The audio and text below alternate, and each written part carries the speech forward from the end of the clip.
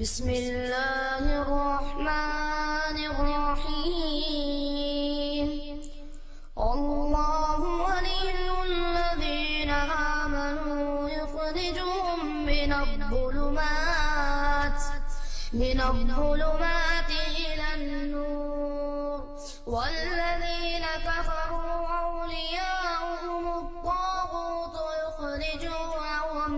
يخرجونهم من النور إلى الظلمات أولئك أصحاب النار هم فيها خالدون. الحمد لله رب العالمين والصلاة والسلام على سيد الأنبياء والمرسلين نبينا محمد وعلى آله وصحبه أجمعين ومن تبعهم بإحسان إلى يوم الدين أما بعد. محترم حاضرین، قرآن حکیم کے چوتھے پارے کی منتخب آیات کی تفسیر آپ کے سامنے پیش کی جا رہی ہے. چوتھے پارے کی اسٹارٹنگ میں نیکی کا مطلب بتایا گیا. نیکی کیا ہے؟ ایک انسان اللہ کی راہ میں مال خرچ کر رہا ہے، ظاہر نیکی ہے، مگر حقیقی نیکی کیا ہے؟ اوریجنل ریئل میں نیکی کس کو کہتے ہیں؟ اللہ نے فرمایا لن تنالوا البر حتى تنفقوا مما تحبون. تم نیکی کو نہیں پا سکتے جب تک تم وہ چیز اللہ کی راہ میں خرچ نہ کرو جو تمہیں محبوب ہے، جو تمہیں پیاری ہے. انسان کی زندگی میں بہت ساری ایسی چیزیں ہوتی ہیں جو انسان کو بہت پسند ہوتی ہیں. موقع پڑے تو اپنی محبوب چیز اللہ کی راہ میں قربان کر دیا جائے، یہ ہے نیکی. اللہ کے رسول کے ایک صحابی تھے حضرت ابو طلحہ. ان کے پاس کھجوروں کے بہت سارے باغ تھے، اور ایک باغ ان کا مسجد نبوی کے ٹھیک اپوزٹ سائیڈ میں تھا، مسجد نبوی کے ٹھیک سامنے تھا، اور بہت بڑا باغ تھا، بڑا خوبصورت باغ تھا. کھجوروں کے دونوں طرف پیڑ ہیں، بیچ میں نہر ہے، یعنی بڑا بہترین اس کا جو ویو تھا اس باغ کا. اللہ کے نبی صلی اللہ علیہ وسلم اکثر اس باغ میں جاتے تھے، کھجور کھاتے تھے، پانی پیتے تھے. اس باغ کا نام تھا بیروحا. حضرت ابو طلحہ کو اپنا یہ باغ بہت پسند تھا. جب قرآن کریم کی یہ آیت نازل ہوئی لن تنالوا البر حتى تنفقوا مما تحبون، کہ تم نیکی کو نہیں پا سکتے جب تک اپنا محبوب مال اللہ کی راہ میں خرچ نہ کرو. حضرت ابو طلحہ انصاری رضی اللہ تعالیٰ عنہ اللہ کے رسول کے پاس آئے اور کہنے لگے یا رسول اللہ، اللہ کہہ رہا ہے کہ نیکی کو اگر پانا ہے تو اپنا محبوب مال خرچ کرنا پڑے گا، اور میرا محبوب مال یہ میرا یہ باغ ہے، اور میں آپ کے پاس اس لیے آیا ہوں کہ میں اپنا وہ باغ اللہ کی راہ میں صدقہ کر رہا ہوں. آپ جہاں مناسب سمجھے میرے اس باغ کو خرچ کر سکتے ہیں، استعمال کر سکتے ہیں.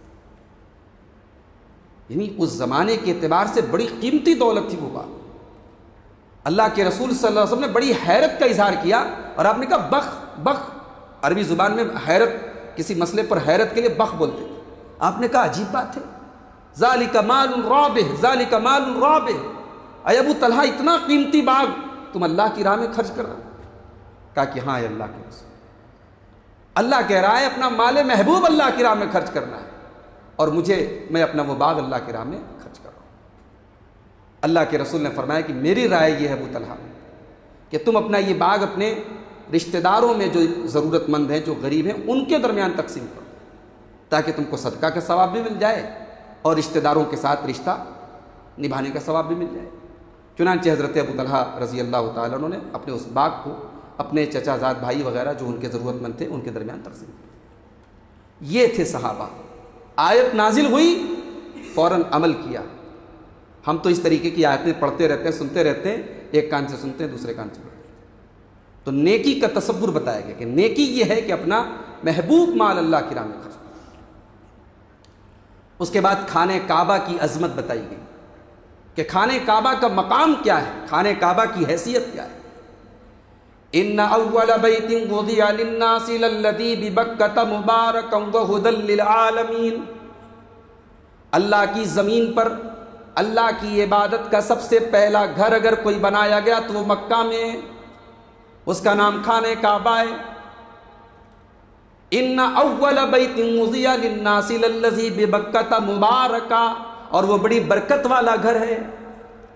دنیا کی عام مسجدوں میں آپ ایک نماز پڑھیں آپ کو ایک نماز کا ثواب ملے گا، لیکن آپ اللہ کے گھر کے پاس خانہ کعبہ کے پاس حرم میں نماز پڑھیں آپ کو 1,00,000 نماز کا ثواب ملے گا۔ اللہ کے نبی صلی اللہ علیہ وسلم فرماتے ہیں کہ میری مسجد میں، مسجد نبوی میں ایک نماز کا ثواب 1,000 نماز کے برابر ہے دنیا کی اور مسجدوں کے مقابلے میں، سوائے مسجد حرام کے۔ مسجد حرام میں ایک نماز کا ثواب باقی مسجدوں کے مقابلے میں 1,00,000 نماز کے برابر ہے۔ یہ ابن ماجہ کی صحیح روایت ہے۔ اور بیت المقدس کے بارے میں 2 روایتیں ملتی ہیں کہ بیت المقدس میں ایک نماز کا ثواب 500 نماز کے برابر ہے، اور بعض روایات میں ہے کہ ایک نماز کا ثواب 250 نماز کے برابر ہے۔ تو خانہ کعبہ برکت والا گھر ہے، مبارک ہے۔ یہ دنیا کا اکلوتا پلیس ہے جہاں 24/7 اللہ کی عبادت ہے۔ یہ اللہ کا وہ گھر ہے جہاں کا طواف کر کے جب انسان آتا ہے تو گناہوں سے پاک ہو جاتا ہے۔ یہ اللہ کا وہ گھر ہے جہاں اللہ کی رحمتیں نازل ہوتی ہیں۔ یہ وہ خانہ کعبہ ہے جو دنیا کے اس جگہ پر ہے جہاں کھیتی باڑی نہیں ہوتی، جہاں کی زمین اپجاؤ نہیں ہے، مگر دنیا کا کوئی پھل ایسا نہیں جو وہاں نہ ملتا ہو۔ مبارکہ، وہ گھر برکت والا ہے، وہ ہدی للعالمین، اور ساری کائنات کی ہدایت کا مرکز ہے۔ قرآن وہیں سے اترا، قرآن وہیں سے نازل ہونا شروع، اور پھر ساری دنیا کے مسلمانوں کا قبلہ وہی ہے، ڈائریکشن نماز میں ہمارا وہی ہے۔ ہدی للعالمین، ساری کائنات کے لیے ہدایت ہے۔ فیہ آیات بینات، اور اللہ کے اس گھر میں کھلی ہوئی نشانیاں ہیں، مومن بھی دیکھتا ہے، کافر بھی دیکھتا ہے۔ ابرہہ اپنا لشکر لے کر کے آیا خانہ کعبہ کو گرانے کے لیے۔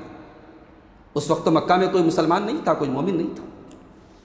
مکہ کے جو ذمہ دار تھے، اللہ کے نبی کے دادا عبد المطلب، ابرہہ نے جب ان سے کہا کہ ہم آئے ہیں تمہارے خانہ کعبہ کو گرانے، تو انہوں نے کہا وہ جس کا گھر ہے وہ اس کی حفاظت کرے گا، تمہارے آدمیوں نے ہمارا اونٹ لے لیا ہے، ہمارا اونٹ ہمارے حوالے کر۔ کہا بڑی عجیب بات ہے، ہم تمہارے مذہبی پلیس کو، تمہارے ریلیجیس پلیس کو گرانے آئے ہیں اور تم اپنے اونٹ کی بات کر رہے ہو، تمہیں خانہ کعبہ کی فکر نہیں ہے؟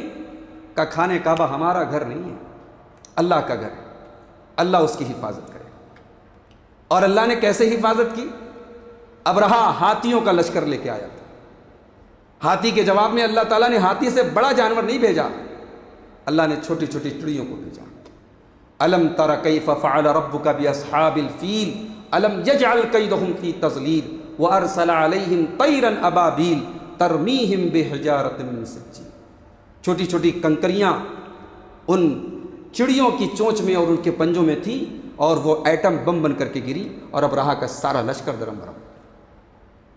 تو وہ خانہ کعبہ ہے، اس میں اللہ کی کھلی ہوئی نشانیاں ہیں۔ فیہ آیات بینات مقام ابراہیم، وہاں ابراہیم کے کھڑے ہونے کی جگہ ہے۔ ابراہیم علیہ السلام نے جس پتھر پہ کھڑے ہو کے خانہ کعبہ کی تعمیر کی تھی، پتھر پہ پیروں کے نشان تو نہیں بنتے، مگر اللہ کی قدرت ہے کہ اس پہ پیروں کے نشان بن گئے حضرت ابراہیم، اور آج بھی وہ پیروں کا نشان سیف ہے۔ فیہ آیات بینات مقام ابراہیم، اس میں مقام ابراہیم ہے۔ ومن دخلہ کان آمنا، اور یہ اللہ کا وہ گھر ہے جہاں جو داخل ہو گیا اس کو امن ہے، شانتی ہے۔ عرب کے اس ماحول میں جب خون خرابے کا دور تھا، اپنے باپ کے قاتل کو بھی اگر حرم میں کوئی پاتا تھا تو قتل نہیں کرتا تھا۔ یہ حرم کا مقام تھا، یہ حرم کی عظمت تھی۔ جو اس میں داخل ہو گیا اس کو امن مل گیا۔ وَلِلَّهِ عَلَى النَّاسِ حِجُّ الْبَيْتِ مَنِ اسْتَطَاعَ إِلَيْهِ سَبِيلًا، اور لوگوں کے اوپر حج فرض ہے، اللہ کے لیے حج کرنا فرض ہے جو وہاں جانے کی طاقت رکھے۔ اگر اللہ نے آپ کو فائنینشیلی اور فزیکلی فٹ بنایا ہے اور آپ کے پاس حج کی طاقت ہے اور آپ حج میں ڈیلے کر رہے ہیں، گنہگار ہو گیا۔ لوگ حج کو ڈیلے کر دیتے ہیں، صاحب ابھی تو ہم 40 سال کے جوان ہیں، 60 سال کے ہو جائیں گے تب حج کر لیں گے۔ گارنٹی نہیں ہے کہ آپ 60 سال تک زندہ رہیں گے۔ حج کی اگر طاقت ہے تو حج فرض ہے۔ وَمَن كَفَرَ فَإِنَّ اللَّهَ غَنِيٌّ عَنِ الْعَالَمِينَ، اور جو کفر کرے گا، اس کا مطلب یہ ہوا کہ اگر کوئی حج کو فرض نہ مانے تو کافر ہے، اور کوئی طاقت کے باوجود حج نہ کرے تو بہت بڑا گنہگار ہے۔ جو کفر کرے گا تو اللہ تعالیٰ سارے جہان سے بے نیاز ہے، اس کو کوئی پرواہ نہیں ہے. تم حج کرو گے تو بھی تمہارا فائدہ ہے، نہیں کرو گے تمہارا نقصان ہے. اللہ کو کوئی پرواہ نہیں. اس کے بعد وہ آیت آتی ہے سورہ آل عمران کی جو اللہ کے رسول اپنے ہر خطبے میں پڑھتے تھے. سورہ آل عمران کی آیت نمبر 102.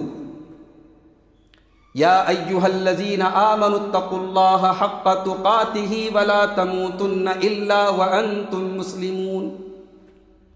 اے ایمان والو تم اللہ سے ڈرو جیسا ڈرنے کا حق ہے. اللہ سے ڈرنے کا دعویٰ تو بہت لوگوں کا ہے، مگر اللہ سے ویسا ڈرو جیسا ڈرنے کا حق ہے. کیا مطلب اللہ سے ویسا ڈرو جیسا ڈرنے کا حق ہے؟ عبداللہ بن مسعود رضی اللہ تعالیٰ عنہ اس آیت کی تفسیر میں کہتے ہیں اللہ سے ویسا ڈرو جیسا ڈرنے کا حق ہے. اس کا مطلب یہ ہے ان یشکر فلا یکفر، کہ اللہ کا شکر ادا کیا جائے، اللہ کی ناشکری نہ کی جائے. وَأَن يُطَاعَ فَلَا يُعْصَى، اللہ کی فرما برداری کی جائے، اللہ کی نافرمانی نہ کی جائے. وَأَن يُذْكَرَ فَلَا يُنْسَى، اللہ کو یاد کیا جائے، اللہ کو کبھی بھولا نہ جائے. یہ ہے اللہ سے ڈرنے کا حق. وَلَا تَمُوتُنَّ إِلَّا وَأَنْتُمْ مُسْلِمُونَ، اور اے ایمان والو تمہیں موت نہ آئے مگر اسلام کی حالت میں. مرتے دم تک اپنے ایمان کی حفاظت کرو، یہی تمہارا کیپٹل ہے، یہی تمہاری پونجی ہے. اس پر خاتمہ ہوا تو نجات پا گئے، اور خاتمے کے ٹائم ایمان نہیں ہے تو اللہ کے یہاں نقصان. اس کے بعد اس امت کی کامیابی کا ایک راز بتایا گیا. یہ امت کیسے کامیاب ہو سکتی ہے؟ یہ امت اگر کامیاب ہونا چاہتی ہے تو اس امت کے اندر ایک گروہ، ایک گروپ ایسا ہونا چاہیے جس کا کام بھلائی کی دعوت دینا. وَلْتَكُمْ مِنْكُمْ أُمَّةٌ يَدْعُونَ إِلَى الْخَيْرِ وَيَأْمُرُونَ بِالْمَعْرُوفِ وَيَنْهَوْنَ عَنِ الْمُنْكَرِ، تمہارے اندر ایک جماعت ایسی ہونی چاہیے جو بھلائی کی دعوت دے، جو نیکیوں کا حکم دے، جو برائیوں سے روکے. وَأُولَئِكَ هُمُ الْمُفْلِحُونَ، اور وہی لوگ کامیاب ہونے والے ہیں. کامیاب اگر ہونا ہے تو امت کے اندر اصلاح کرنے والوں کا ہونا بہت ضروری ہے. جس دن امت کے اندر سے اصلاح کرنے والے چلے گئے، توحید کی طرف بلانے والے چلے گئے، شرک سے روکنے والے چلے گئے، وہ دن امت کی بربادی کا دن ہوگا. امت کی کامیابی کے لیے امت کے اندر اس گروہ کا ہونا ضروری ہے. اس کے بعد اس امت کا مقام بتایا گیا کہ پیارے نبی کی امت، جیسے پیارے نبی سارے نبیوں کے سردار ہیں، جیسے اسلام اللہ کا آخری دین ہے، ویسے یہ امت بھی ساری امتوں کی سردار ہے. لیکن یہ سردار ہے تو کیوں ہے؟ اس کو یہ اسپیشلٹی کیوں دی گئی؟ اس کو یہ ایڈوانٹیج کیوں دیا گیا؟ اس کی وجہ بھی اللہ نے بیان کی. کنتم خیر امۃ اخرجت للناس تأمرون بالمعروف وتنہون عن المنکر وتؤمنون باللہ. اے مسلمانوں، تم دنیا کی سب سے بہترین امت ہو، تمہیں لوگوں کے لیے نکالا گیا ہے، تمہیں انسانیت کو کچھ دینے کے لیے بھیجا گیا ہے. ہمیں اللہ نے ایسے ہی نہیں پیدا کر دیا. ہمیں اگر مسلمان بنایا ہے تو ہماری ذات سے دنیا کو کچھ ملنا چاہیے. ہم ہدایت کا مینار ہیں، ہم ہدایت کی روشنی ہمارے پاس ہے. یہ روشنی ہمیں لوگوں کو دینا ہے. اخرجت للناس، ہم لوگوں کے لیے نکالے گئے. تامرون بالمعروف، تم نیکیوں کا حکم دیتے ہو، وتنہون عن المنکر، تم برائیوں سے روکتے ہو، وتؤمنون باللہ، اور تم اللہ کے اوپر ایمان رکھتے ہو. دنیا کی اکلوتی امت ہے، یہ اکلوتی قوم ہے جو اللہ کے اوپر ایمان رکھتے. اللہ کو ماننے کا دعویٰ تو بہت سارے مذہب کے لوگ کرتے ہیں، مگر اللہ کو صحیح طریقے سے ماننا، اللہ کی توحید کا اقرار کرنا، یہ اس امت کی خاصیت ہے، یہ اس کی اسپیشلٹی ہے. اس کے بعد دشمنوں کے حملے سے بچنے کے 2 نسخے بتائے گئے. دشمن کی چال سے بچنا ہے 2 چیزوں کو اپنا لو. وَإِن تَصْبِرُوا وَتَتَّقُوا لَا يَضُرُّكُمْ كَيْدُهُمْ شَيْئًا. اے مسلمانوں، تم 2 چیزوں کو اپنا لو، دشمن کی چال تمہارا کچھ بھی نہیں بگاڑ پائے گی. تم اپنے اندر صبر پیدا کر لو اور تم اپنے اندر تقوی پیدا کر لو. صبر کا مطلب کیا ہوتا ہے؟ صبر کو سمجھ لیجئے. صبر کا مطلب یہی نہیں ہوتا ہے کہ ہمیں دکھ ہو رہا ہے اور ہم صبر کر رہے ہیں. صبر کا مطلب یہ ہوتا ہے کہ مشکل حالات میں بھی اللہ کے دین پر آدمی ڈٹا رہے.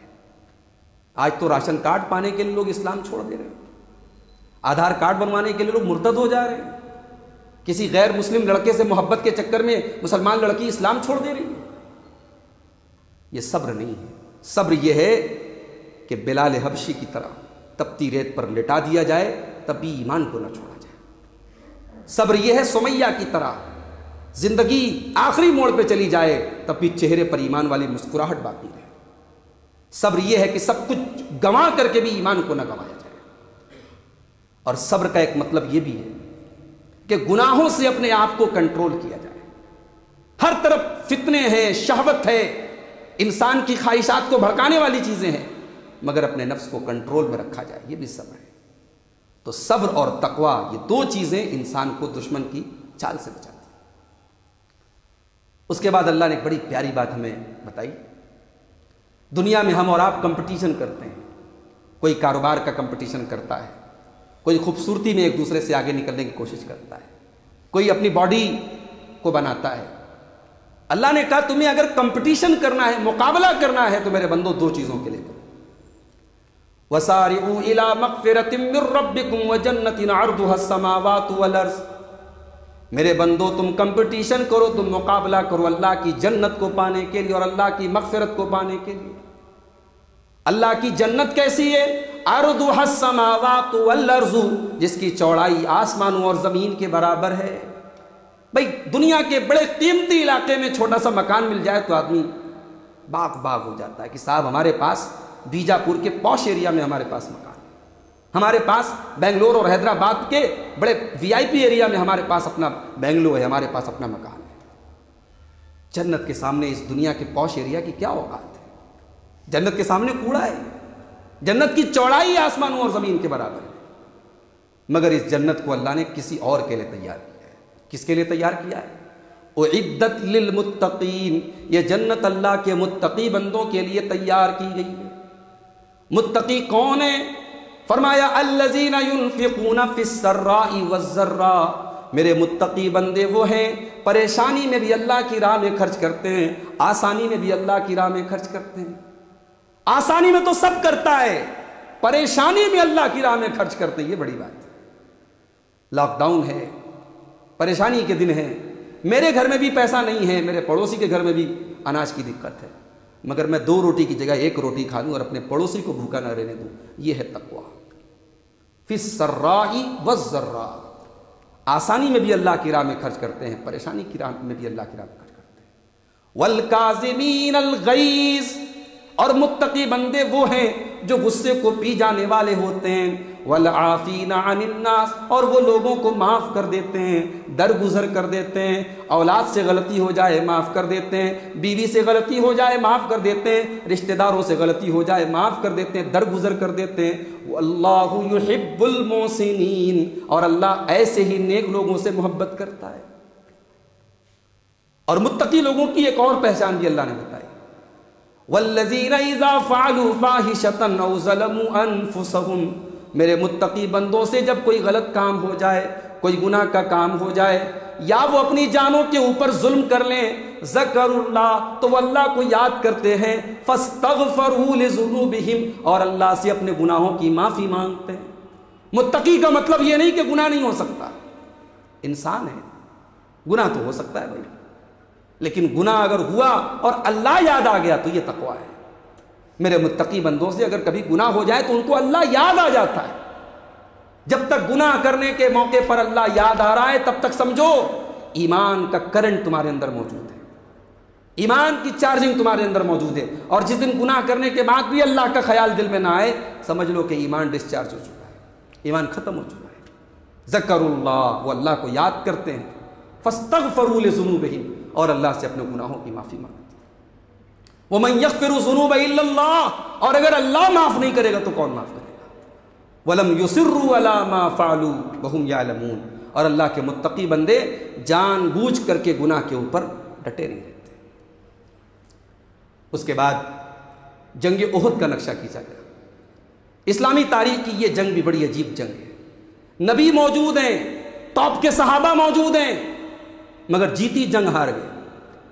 مسلمانوں نے جنگ جیت لی اور پھر ہار گئے، پاسا پلٹ گیا، دشمن قابو میں آ گیا، کتنے مسلمان شہید ہوئے، نبی کا چہرہ زخمی ہوا، نبی کے دانت ٹوٹے، نبی کا چہرہ لہو لہان ہو گیا، یہ سارا کچھ ہوا۔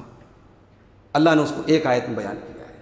اللہ نے فرمایا وَلَقَدْ صَدَقَكُمُ اللَّهُ وَعْدَهُ إِذْ تَحُسُّونَهُم بِإِذْنِهِ، یاد کرو جب اللہ نے اپنے وعدے کو سچا کیا تھا اور تم دشمنوں کو مار رہے تھے، تم دشمنوں کو قتل کر رہے تھے اللہ کے حکم سے، لیکن اس کے بعد کیا ہوا؟ حَتَّى إِذَا فَشِلْتُمْ، جب تمہارے اندر بزدلی آ گئی، وَتَنَازَعْتُمْ فِي الْأَمْرِ، اور تم آپس میں اختلاف کرنے لگے، وَعَصَيْتُمْ، اور تم نے رسول کی نافرمانی کی۔ اللہ کے نبی نے احد کے پہاڑی پر 50 صحابہ کو، 50 تیر انداز صحابہ کو متعین کیا تھا کہ جنگ کا رزلٹ کچھ بھی ہو تمہیں یہاں سے نہیں ہٹنا ہے، لیکن جب انہوں نے دیکھا مسلمان جنگ جیت گئے، مال غنیمت حاصل ہو رہا ہے، تو انہوں نے کہا کہ اب نبی کا یہ حکم اب یہ برقرار نہیں ہے، اب یہ حکم ختم، اب چلو مال غنیمت کو سمیٹا جائے۔ 50 میں سے صرف 14 لوگ وہاں بچے، اور خالد بن ولید جو اس وقت ابھی اسلام نہیں لائے تھے، جو مشرکین کی طرف سے کمانڈر تھے اس جنگ کے، اور وہ انہوں نے دیکھا کہ یہ وہ لوپ ہول ہے، یہ وہ کمزور کڑی ہے اس جنگ کی، یہاں سے میں پلٹوار کر دوں تو مسلمان ہار جائیں گے۔ وہ واپس جا رہے تھے، جب انہوں نے اس پہاڑی ایریا کو خالی دیکھا تو پیچھے سے مسلمانوں پر حملہ کیا، اور مسلمان اس حملے کے لیے تیار نہیں تھے، اور پھر اس کے بعد 70 کے قریب صحابہ شہید ہوئے، اللہ کے نبی زخمی ہوئے، بڑا تکلیف دہ واقعہ پیش آیا۔ اللہ نے اسی واقعے کی طرف ہماری توجہ دلائی ہے۔ اللہ نے کہا حتی اذا فشلتم، جب تم کمزور پڑ گئے، وتنازعتم فی الامر، اور آپس میں اختلاف کر بیٹھے، وعصیتم، اور تم نے نبی کی نافرمانی کی، نبی کی ایک نافرمانی سے جیتی جنگ ہار گئے، آج تو قدم قدم پہ نبی کی نافرمانی ہو رہی ہے، تب کیوں روتے ہو کہ یہ ہو رہا ہے وہ ہو رہا ہے؟ نبی کا حکم ٹوٹا ہے تو جیتی جنگ ہاری ہے، نبی کا حکم ٹوٹا ہے تو جیتی جنگ ہاری ہے، نبی کی فوج میں موجودگی سے کچھ نہیں ہوتا۔ نبی فوج میں موجود ہیں، کائنات کے امام موجود ہیں، اور نبی کے صحابہ اس فوج کے سپاہی ہیں، مگر نبی کا حکم ٹوٹا ہے تو جیتی جنگ ہاری ہے۔ اس کے بعد اللہ کے نبی کے حسن اخلاق کا تذکرہ کیا گیا کہ اے نبی، ہم نے آپ کو نرم دل بنایا، آپ کو لوگ کیا کیا کہتے ہیں لیکن آپ صبر کرتے ہیں۔ یہ جو آپ کے اندر صبر کا، جو برداشت کا جو مادہ ہے، جو پیشن ہے آپ کے اندر، جو پیشنس ہے آپ کے اندر، یہ اللہ کی رحمت ہے آپ کے اوپر۔ فَبِمَا رَحْمَةٍ مِّنَ اللَّهِ لِنْتَ لَهُمْ، اے نبی اللہ کی رحمت ہے آپ کے اوپر کی اس نے آپ کو نرم دل بنایا۔ وَلَوْ كُنْتَ فَظًّا غَلِيظَ الْقَلْبِ، اور اے میرے نبی اگر آپ سخت دل ہوتے یا سخت زبان ہوتے، لَنْفَضُّوا مِنْ حَوْلِكَ، تو یہ لوگ آپ کو چھوڑ کر کے چلے گئے ہوتے۔ یہ آپ کے جو صحابہ آپ کے لیے جان دیتے ہیں، یہ آپ کے اخلاق کا اثر ہے، یہ آپ کی نرم زبان کا اثر ہے، یہ آپ کی نرم دلی کا اثر ہے۔ فَاعْفُ عَنْهُمْ وَاسْتَغْفِرْ لَهُمْ، تو اے نبی آپ اپنے صحابہ کو معاف کر دیا کریں، ان کے لیے مغفرت کی دعا کیا کریں، وَشَاوِرْهُمْ فِي الْأَمْرِ، اور ان سے مشورہ کیا کریں۔ نبی کو حکم دیا جا رہا ہے مشورہ کو۔ آج ہم اور آپ سوچتے ہیں بھئی ہم سے بڑا جینیس کون ہے، ہم مشورے کو بڑا برا سمجھتے ہیں، ہم مشورہ کیوں لیں؟ ہم کیا کسی سے کم ہے کیا؟ ڈکٹیٹرشپ اسلام کے اندر نہیں ہے، اسلام کے اندر شرعیت ہے، اسلام کے اندر مشورہ ہے۔ اے نبی آپ اپنے صحابہ سے مشورہ کیجئے، وَشَاوِرْهُمْ فِي الْأَمْرِ فَإِذَا عَزَمْتَ فَتَوَكَّلْ عَلَى اللَّهِ، اور جب آپ کسی مسئلے کا فیصلہ کر لیجئے اس کے بعد اللہ کے اوپر بھروسہ کیجئے۔ جب یہ طے کر لیجئے کہ ہم کو یہ کام کرنا ہے، اب اللہ کے بھروسے وہ کام کر ڈالیے۔ یہ نہ ہو کہ آپ جب کوئی کام کریں تو ساری توجہ آپ کے اسباب پر ہو اور اللہ کو بھول جائیں۔ انسان کے پاس ساری تیاری ہو تب بھی، اسباب سارے ہوں تب بھی وہ اللہ کی ذات پر بھروسہ رکھے۔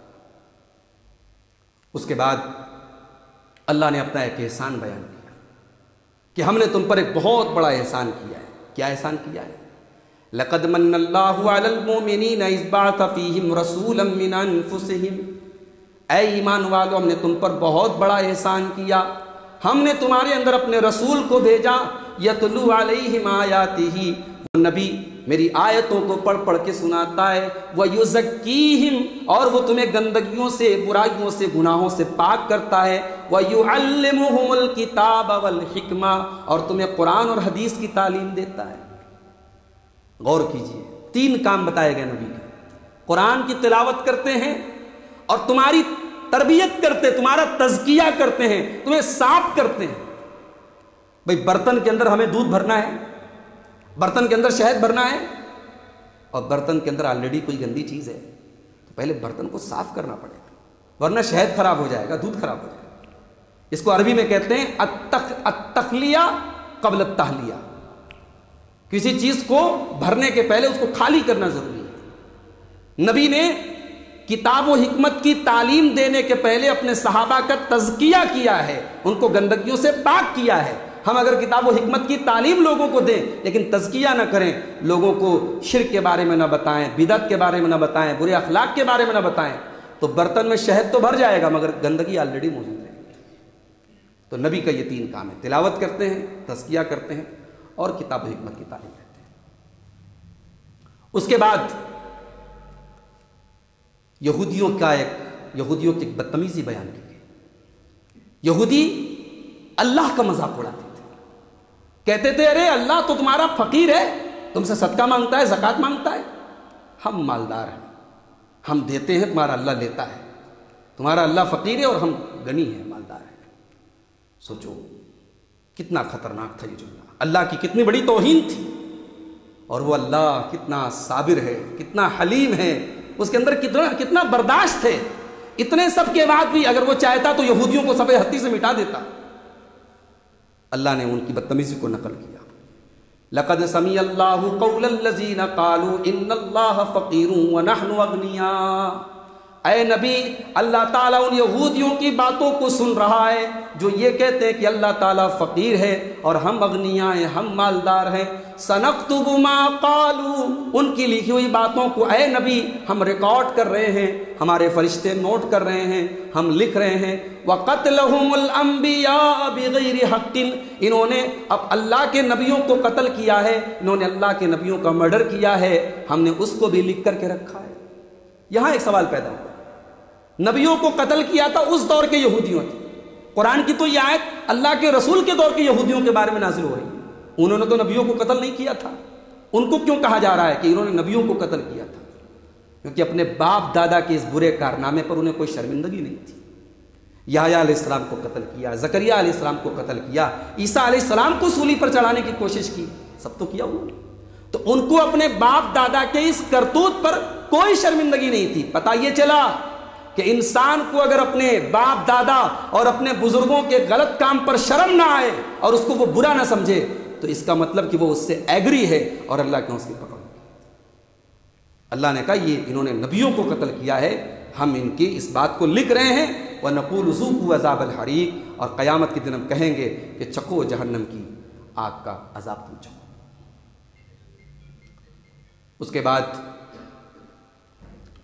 یہ بتایا گیا کہ جب علماء حق کو چھپانے لگے، جب کسی دور میں علماء حق کو چھپانے لگے تو سماج برباد ہو جائے گا۔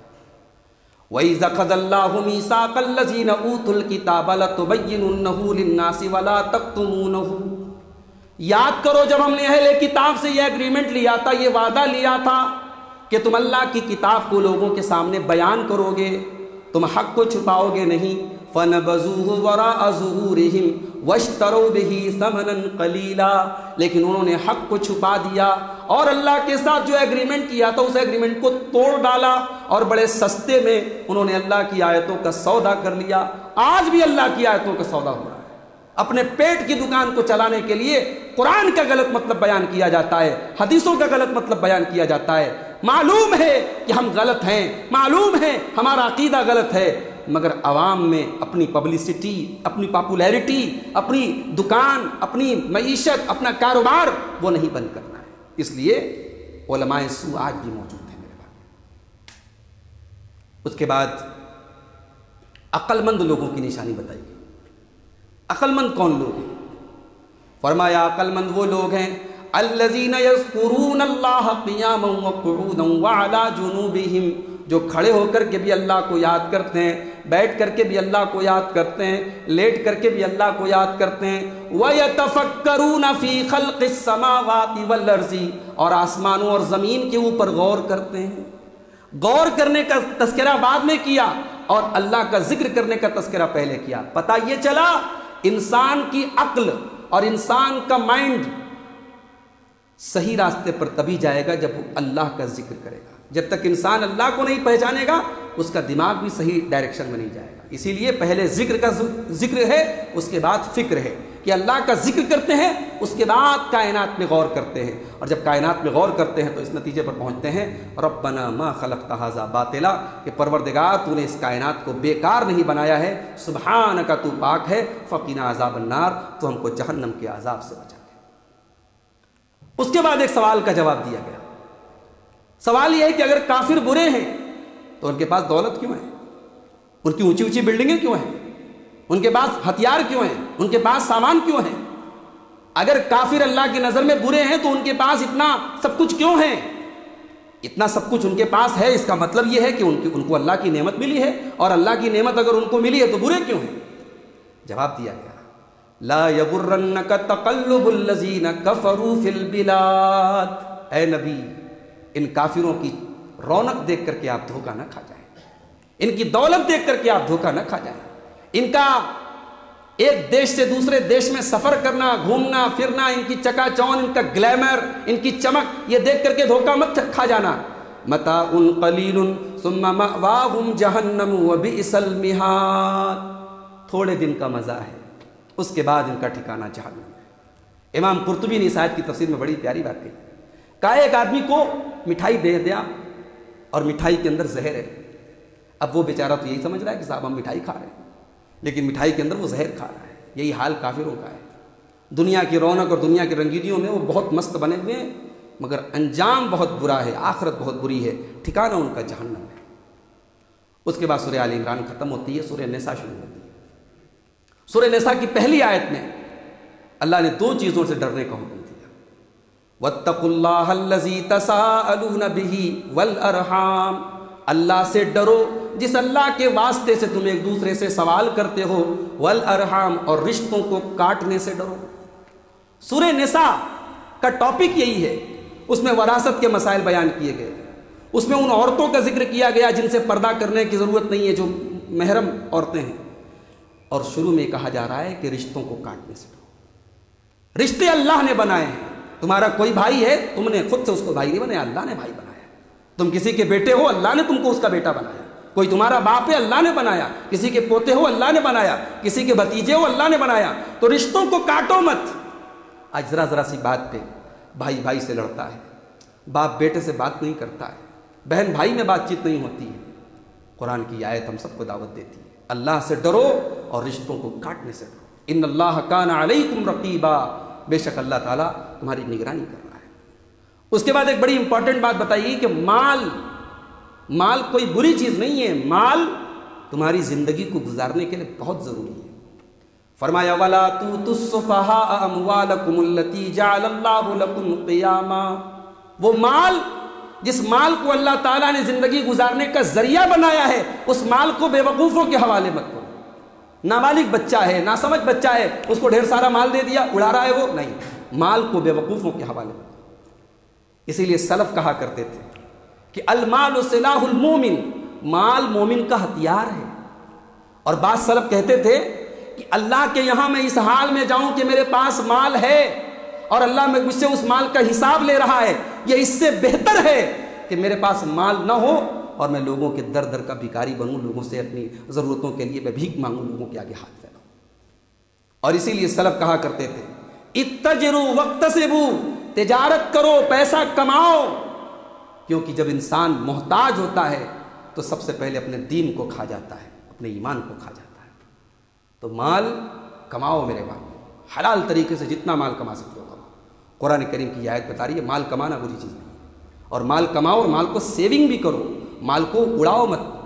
اب جیسے عورتیں ہیں, آپ نے الماری کی چابی عورتوں کو دے دیجیے, اگر سمجھدار ہیں, بے وقوف ہیں تو اپنے مال کو ضائع مت کیجیے. وَلَا تُؤْتُوا السُّفَهَاءَ. بے وقوفوں کو اپنا مال مت دو. اس کے بعد وراثت کے مسائل بیان کیے گئے. اب وہ ڈیٹیل پوری بیان کی گئی کہ وراثت میں کس کا کتنا حق ہے. عرب میں کیا ہوتا تھا کہ اگر کسی کے 5 بیٹے ہیں تو جو بڑا بیٹا ہوتا تھا, جو جوان ہے, جو بالغ ہے, اس کو تو پراپرٹی ملتی تھی, وراثت ملتی تھی. جو چھوٹے بچے ان کو نہیں ملتی تھی. اور دلیل کیا دیتے تھے؟ بھئی لڑتے تو ہم ہیں, باپ کا ڈیفنس ہم کرتے ہیں, باپ کے ساتھ لڑائی کے میدان میں ہم جاتے ہیں, محنت ہم کرتے ہیں, خون خرابہ ہم بہاتے ہیں, اور ہم چھوٹے بھائی کو کیوں دیں؟ تو بڑا بھائی سب لے لیتا تھا، عورتوں کو کچھ نہیں ملتا تھا، بچوں کو کچھ نہیں ملتا تھا۔ اللہ نے اس نظام کو ختم کیا۔ للرجال نصیب مما ترک الوالدان والاقربون وللنساء نصیب مما ترک الوالدان والاقربون۔ جو لوگ اپنا ترکہ چھوڑ کے چلے جائیں ان کے بچے اور بچیاں دونوں اس کے وارث ہیں۔ اس کا بچہ اگر ابھی ماں کے پیٹ میں ہے، ابھی پیدا بھی نہیں ہوا ہے، وہ بھی اتنا ہی وراثت میں اتنا ہی حقدار ہے جتنا اس کا بڑا بیٹا ہے۔ ہمارے اصل میں پرابلم کیا ہے؟ ہمارے یہاں باپ اور بیٹے کی کمائی میں کوئی فرق نہیں ہے۔ باپ کی زندگی میں بیٹا جو کچھ کما رہا ہے یہ مانا جاتا ہے وہ سب باپ کا ہے، یہ شریعت کا حکم نہیں ہے۔ ترکہ جب لگے گا تو باپ کی پراپرٹی کا لگے گا۔ ہمارے یہاں یہ ہوتا ہے کہ 4 بیٹے ہیں، 3 بیٹے باپ کے ساتھ رہ رہے ہیں، اب بیٹے جو کچھ کما رہے ہیں سب باپ کا مانا جا رہا ہے۔ اب بڑے بیٹے کو تکلیف ہوتی ہے جب بٹوارا ہوتا ہے کہ صاحب کمایا تو ہم نے اور برابر سے ہمارے چھوٹے بھائی کو دیا جا رہا ہے۔ تو ایک وقت ایسا آنا چاہیے جب باپ بانٹ دے، اپنے بیٹوں میں بانٹ دے۔ اب جو باپ کی پراپرٹی ہے، باپ کا جو مال ہے، جو باپ نے خود کمایا ہے، جو باپ نے خود سیونگ کی ہے، اس کا جب بٹوارا ہوگا تو سارے بچوں کو دیا جائے گا اور بیٹیوں کو بیٹوں کا آدھا دیا جائے گا۔ وہ پورا ایک سسٹم ہے کہ کس کو کتنا ملے گا، اس ڈیٹیل میں جانا نہیں چاہتا۔ اس کے بعد چوتھے پارے کے لاسٹ میں ان رشتوں کی لسٹ بتائی گئی جن سے نکاح نہیں کر سکتے۔ اب اس کی ہم ڈیٹیل انشاءاللہ کل بیان کریں گے کہ کون کون سی عورتیں ہیں۔ اس میں 7 رشتے ایسے ہیں جو خون کے رشتے ہیں، نسب کے رشتے ہیں، اور 7 رشتے ایسے ہیں جو رضاعت کے ہیں۔ جس عورت کا آپ نے دودھ پیا ہے وہ آپ کی رضائی ماں ہو گئی۔ تو 7 رشتے نسب کے ہیں، 7 رشتے رضاعت کے ہیں، اور 3 رشتے جو ہیں وہ سسرالی رشتے ہیں۔ اس پر ہم ڈیٹیل سے بیان کل انشاءاللہ کریں گے۔ اس میں ایک چیز یہ یاد رکھیے کہ عرب میں یہ ہوتا تھا کہ اپنے باپ کی بیوی سے لوگ شادی کر لیتے تھے، سوتیلی ماں سے لوگ نکاح کر لیتے تھے۔ باپ نے دوسری عورت سے نکاح کیا، باپ مر گیا تو اب اس عورت سے لوگ شادی کر لیتے تھے۔ اللہ نے اس عمل کو منع کیا اور اس کو بہت برا قرار دیا۔ فرمایا وَلَا تَنْكِحُوا مَا نَكَحَ آبَاؤُكُم مِّنَ النِّسَاءِ، جن عورتوں سے تمہارے باپ نے نکاح کیا ہے ان سے تم ہرگز نکاح مت کرو۔ إِنَّهُ كَانَ فَاحِشَةً وَمَقْتًا وَسَاءَ سَبِيلًا، یہ بہت گندا کام ہے، یہ اللہ کو ناراض کرنے والا کام ہے اور برا راستہ ہے۔ تو باپ کے نکاح میں جو عورت آ گئی وہ آپ کی ماں ہے، اس سے آپ کبھی نکاح نہیں کر سکتے، اور اس سے آپ کو، اس عورت کو آپ سے پردہ کرنے کی ضرورت بھی نہیں، وہ آپ کی ماں ہے۔ تو یہ چوتھے پارے کی منتخب آیات کی تفسیر تھی۔ اللہ سے دعا ہے رب العالمین ہم سب کو قرآن کریم کو سمجھنے کی، اس پر عمل کرنے کی اور اس سے نصیحت حاصل کرنے کی توفیق عطا فرمائے۔ آمین۔ وآخر دعوانا الحمد للہ رب العالمین۔